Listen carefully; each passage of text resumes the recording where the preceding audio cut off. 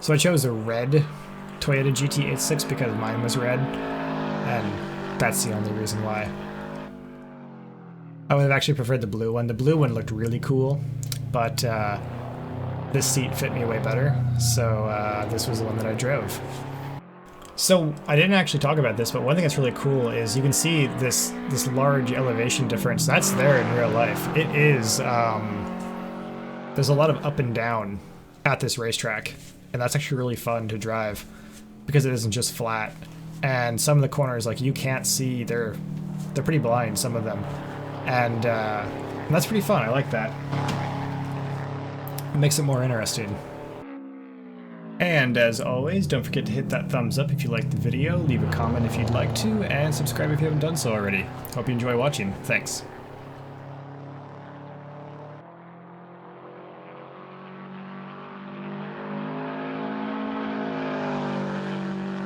Wow, finally a decent corner.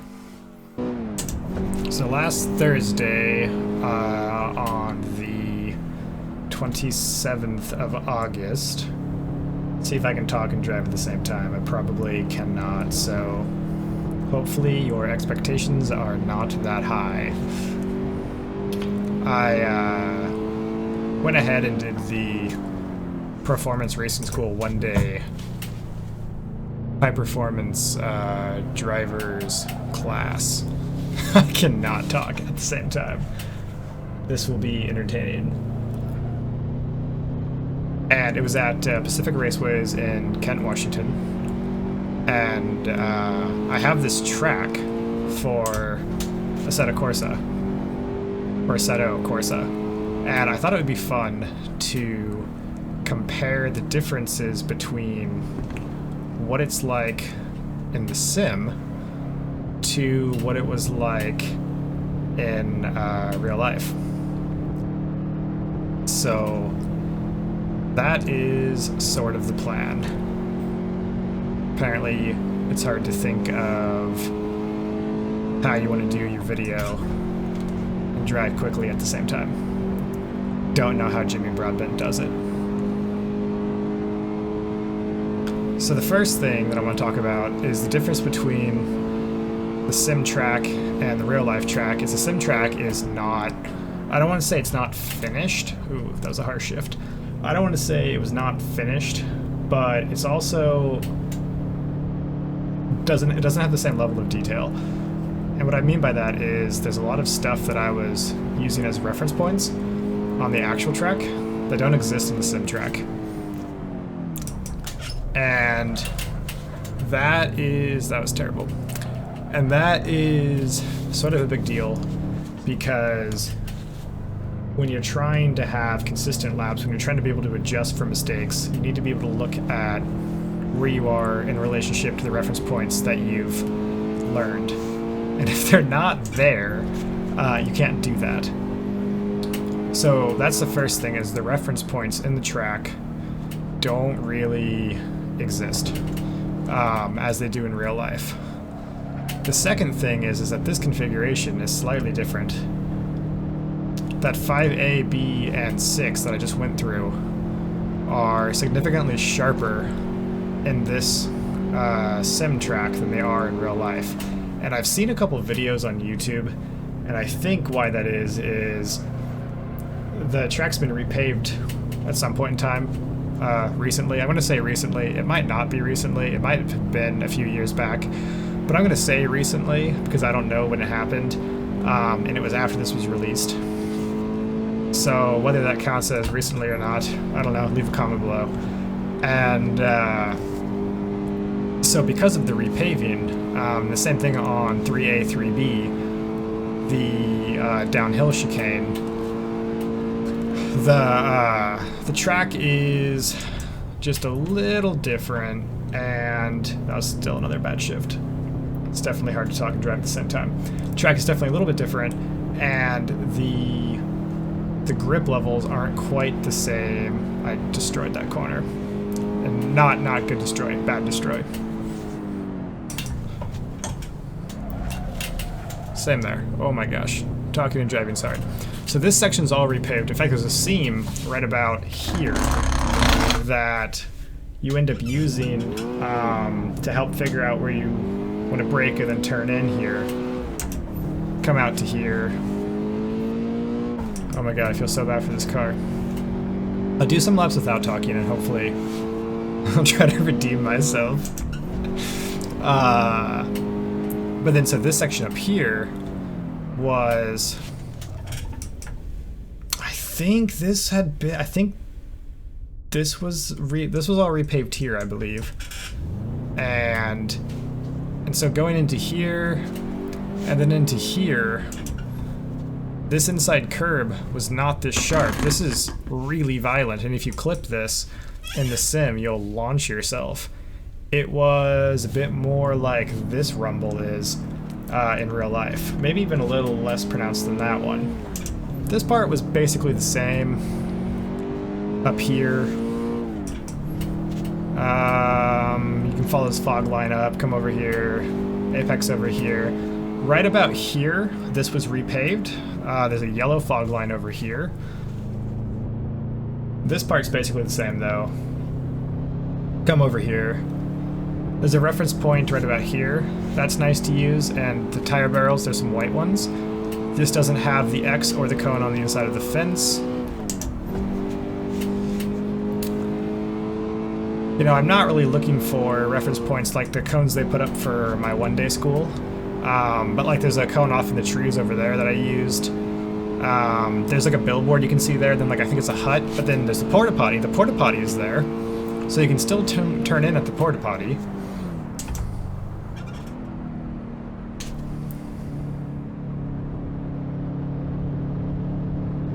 No, I turned in too aggressively early. Thought I had stopped to think about it long enough, or early enough. I didn't.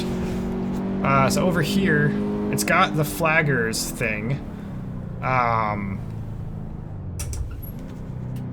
It's got the little flagger mark, so you can come in here. And I don't know if they widened this at all with the repave, because this does feel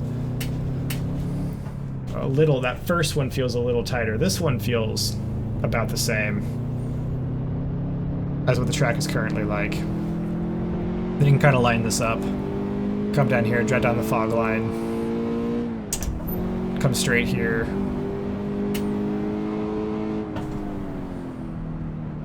Brake there, come over here. And like this, that inside curb was not that pronounced.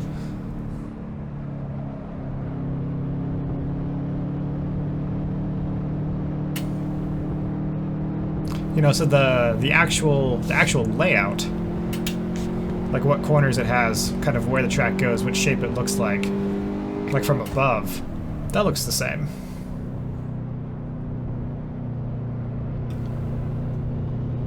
What's interesting is I understeer that corner in real life, and I understeer it in the sim. This fence, I think, actually goes slightly further around.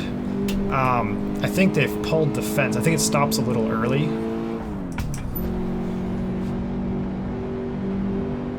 So I'm going to shut up now and attempt to drive like maybe 2 or 3 laps reasonably well, which, I mean, I could do kind of okay there. So, I mean, we're not really expecting miracles here.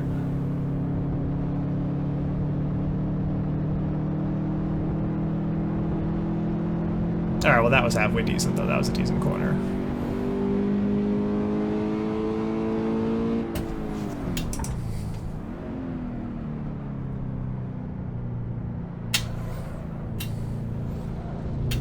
I was a little inside the grass.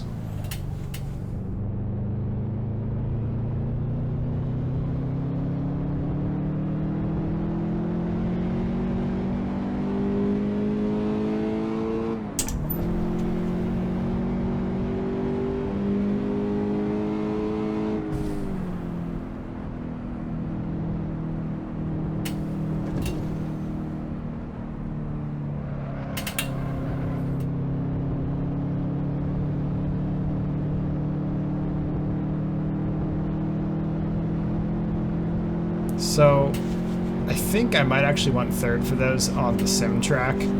I was going through them in 4th. And same with this corner. I was taking this corner in 4th. There on the actual track. but I'm kind of feeling like third because of how much tighter it is on the sim track. Third might be a better option, so we'll give that a try this go around.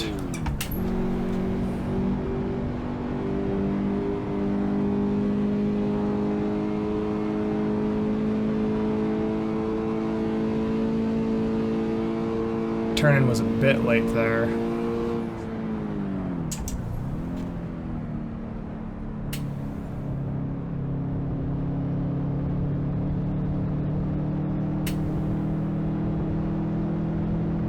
Ooh, that's a bit wide.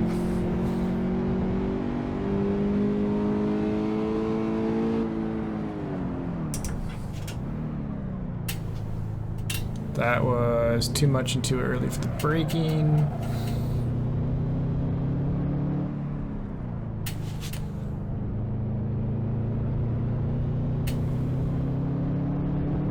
Could have used more of the exit there.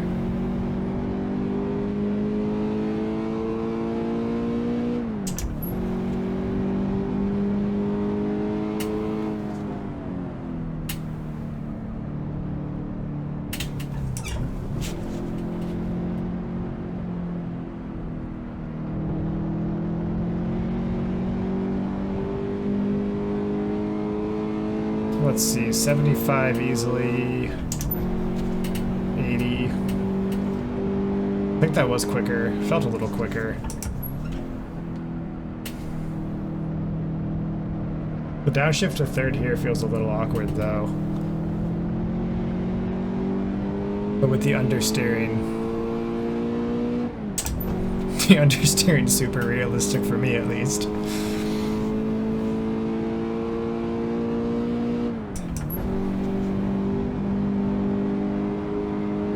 He's doing that in the real car, doing that in the fake car. So one thing I don't know is we didn't, because it was just like a high performance driving education sort of class, we didn't have timers in the cars, and it wasn't like all out race lap, you know, we weren't trying to like qualifying runs. So I have no idea what my times actually were. But what I can say is, like, on the main stretch, the main straightaway, I was hitting the fastest I saw. Not that I was, you know, staring at my speedometer while driving. You know, you'd see it, glance down, look at the gauges and stuff. I saw 112. And I don't know, you know, if that's fast. That was terrible. Cannot talk and drive. You know, I don't know how much faster like people that are quick in the GT86. They've got the Toyota GT86 for their school rental cars. I don't know how quick the fast guys get. In this game, if you look at the speedometer, like this is 110. There's 112, 13, 15. I'll stare at the speedometer in the sim because I'm not too worried about this car or my life.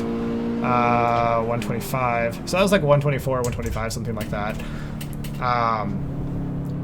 So I don't know. I think if I got a better run out of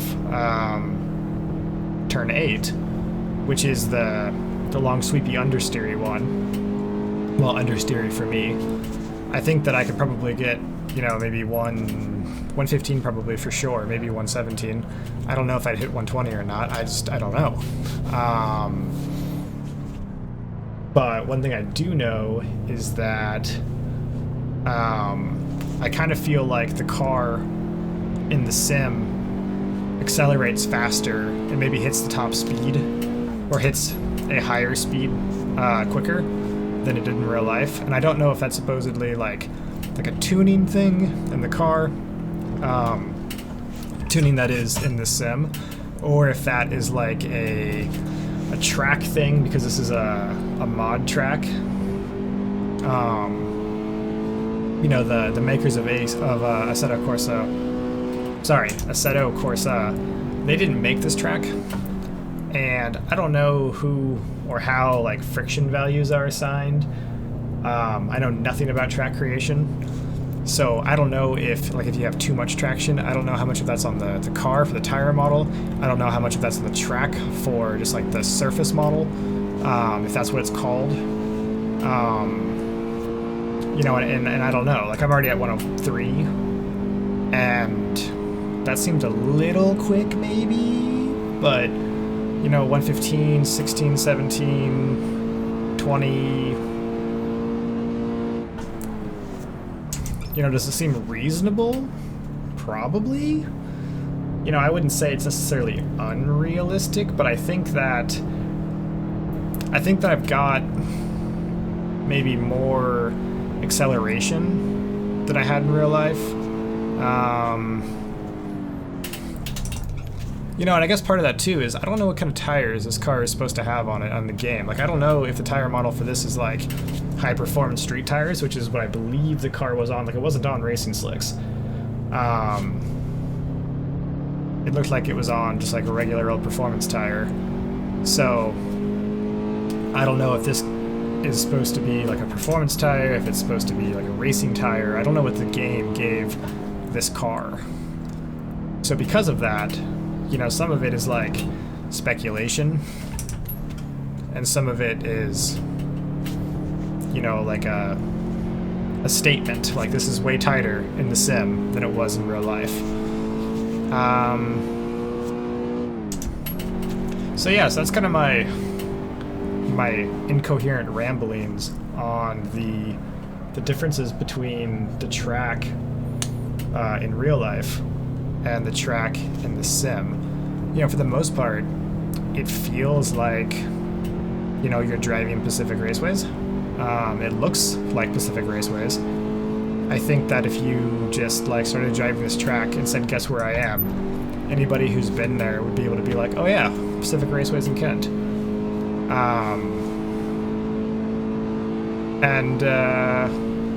It's a shame that it's not more fleshed out. I mean, obviously, being a mod, it's not like whoever did it was being paid.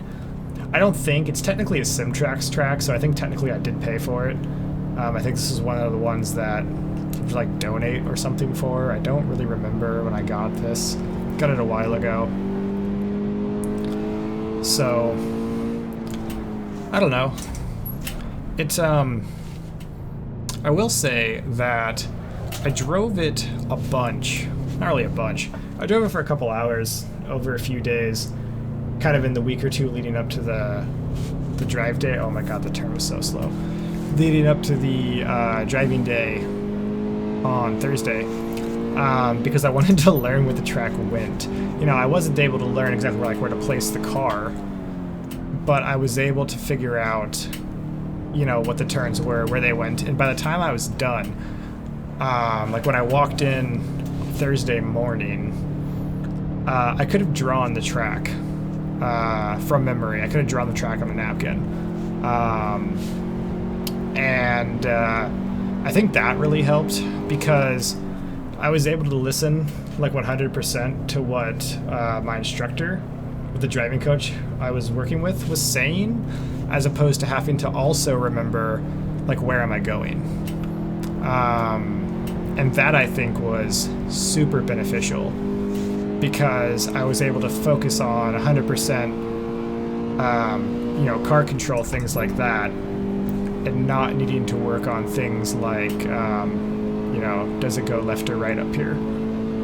So that was definitely something nice, just being able to jump in and worry about driving the car. Which I guess, I don't know, segues kind of nicely into driving, like my experience driving the car. I'd never driven a BRZ, an FRS, or a GT86 before. And I mean, they're nice. I want one now. Part of the appeal of being able to rent the car was I was kind of like a test drive to see what I thought of the car. Oh my god, the corner was terrible. To see what I thought of the car itself, and they were really fun to drive. They're really fun to drive. I like them. They're a little... the one that I was driving was an FRS, so the Scion one. I don't know if they have any BRZ or actual GT86. I'd imagine they have the GT86s, but probably not the Scion ones because they were a little bit more expensive. They had a little bit more creature comforts. The Scion interior was pretty Spartan.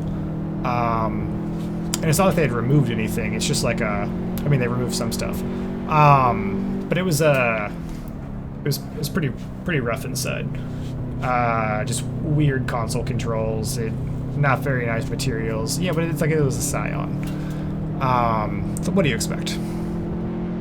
Wasn't terrible. Wasn't, you know, a BMW. The school car itself had a Recaro. I don't know what model it was. Skinny because I'm tiny. Got like a 29, 30-inch waist. Had a Recaro, you know, bucket seats in it. Willen 6-point harnesses and a bolt-in 4-point cage. I should have shifted. And a bolt-in 4-point cage.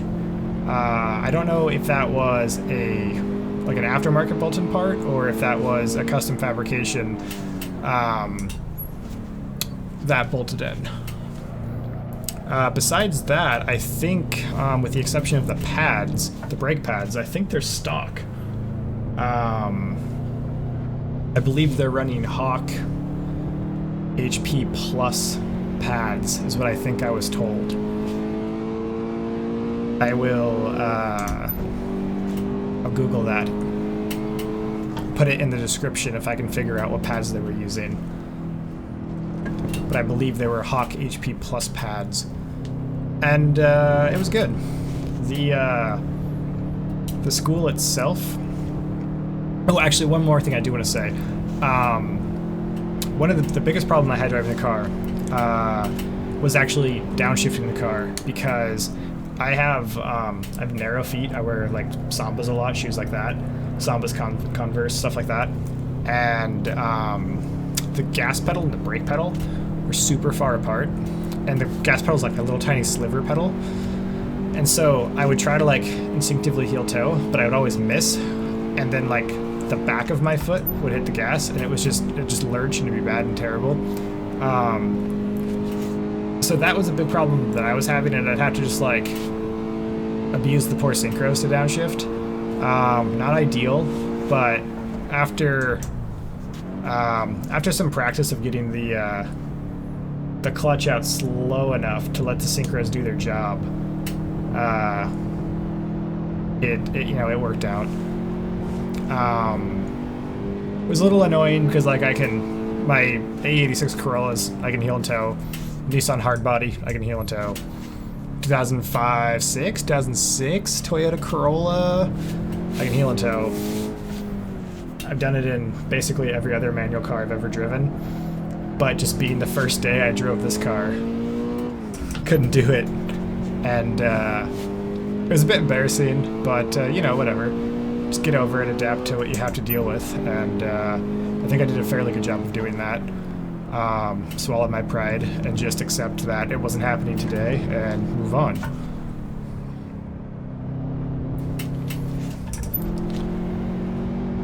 So the actual school itself was pretty cool. As I've said a couple of times, it wasn't like a pure track day or like a racing school, which they do offer. It was a high-performance driver education clinic, one-day school, clinic. I'm not sure. I don't know which term you technically define it as. Probably either one's kind of equally valid. But let's see how much of the track this place has. So the first thing we did was we drove down here. Let's put it in fourth. We drove down here, and at any moment I might crash into an invisible barrier, so I have no idea what's going to happen. Oh, this is the pit lane that we started on. We're fine. And I think right here... No, we went down further.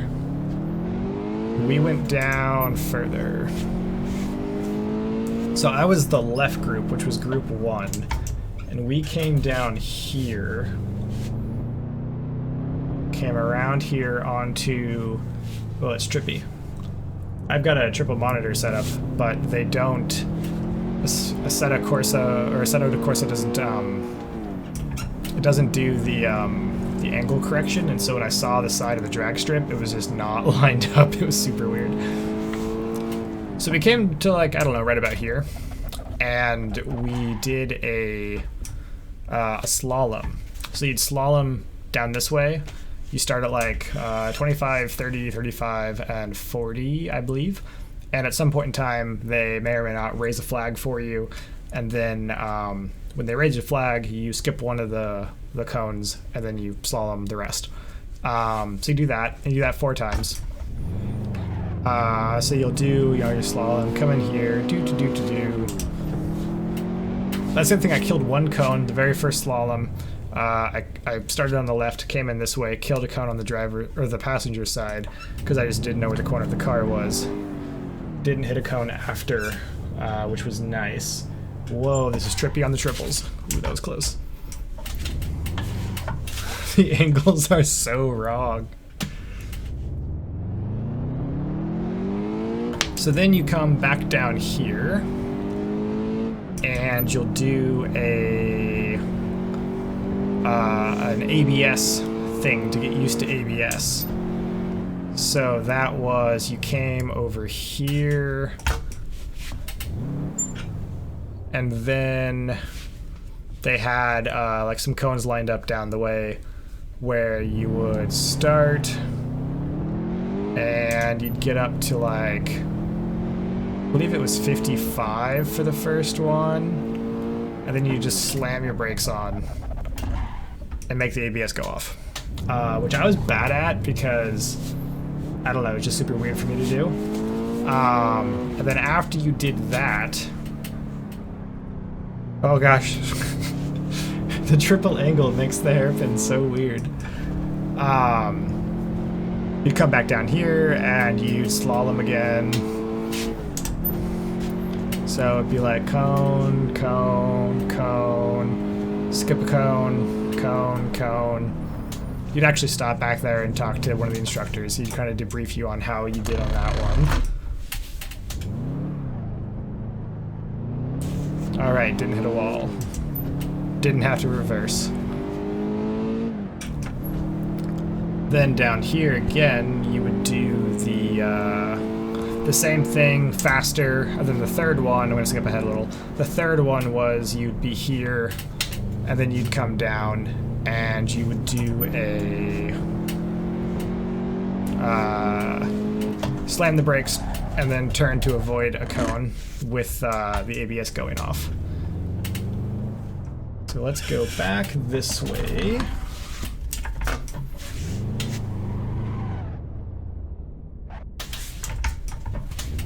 You can't see the side monitors on what I'm recording, but the resolution in the rearview mirrors is not good.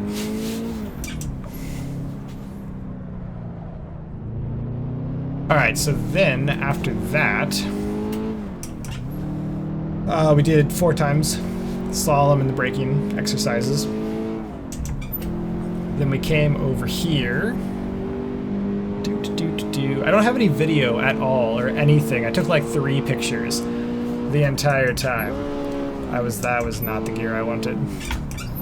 I took like 3 pictures the entire time. I'm starting to think that we came back the other way. I think we did. But this is okay. This is fine. So you ended up over here.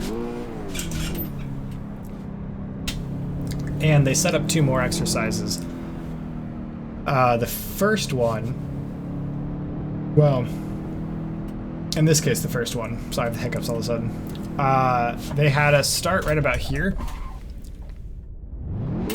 And you would speed up to like 50. They had a bunch of cones lined up here. And you hit your ABS and you try to get the car to push and understeer. And then the point of it was to get the understeer to go away and to kind of regain control of the car by sort of feathering the steering and the brake to be able to track around the cones. So you do that 4 times. The first 2 times you kind of go to a stop. The last 2 times you sort of just like drive on out. And that was really fun. That was one of this slalom and that exercise were definitely my favorite ones. And then they had you come down here, and it's not on this map, but there's a little gravel service road, right about here. We're just a little pretend service road here. And then you come back here. And then over here, what they did was they had you speed up to about 35.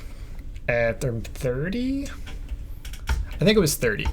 You'd go 30, and they had 2 gates. And one of the flaggers would be on the right side, one on the left side. And then what would happen is, kind of at the last minute, one of them would flag. If the right flagger went up, you swerve to the left, like onto the oncoming lane, and then got back over.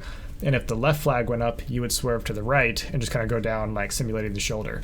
We stayed on the tarmac, but it was simulating basically going to the shoulder or going around. It'd be like if something ran out into the road, or if you came over a crest or something and like there was something there. So that was the fourth driving exercise. You do kind of one of those, or you would just go out and around. After all of that, you'd come back over here. This is actually where you enter the track. The building you go into is this one, and there's actually a door there that you can't see because it's apparently not in here. I wonder if there's actually a door at all. Let's see, turning around. Oh boy. Yeah, that triple angle is super weird. Okay, so they actually have a door. So yeah, you can get into the building. But yeah, so this is the building where you actually take the classes. There's a lot of other stuff missing. There's like a gas pump over there and a bathroom, another bathroom over there. But you would actually enter the track from over here for the track day. Or for the school, track day school. Stop here, check for traffic, and then proceed onto the racetrack when it was clear. So hopefully this sort of rambling has been interesting. It's just a comparison of the SimTraxx by SimTraxx of Pacific Raceways in Kent, Washington, to the actual track, which I was able to drive through the one-day high-performance driving school. Cannot drive talk at the same time. Through the one-day driving school with ProFormance Racing. Also, obviously, in Kent, Washington, here at this track. So if you're ever looking for a place to drive on a racetrack, highly recommend it. It was very fun, pretty informative. Go in, check your ego at the door, forget what you think you know, and listen to some actual race car drivers teach you some car control. It's a good time, and looking forward to going back. And yeah, I hope you enjoyed watching this.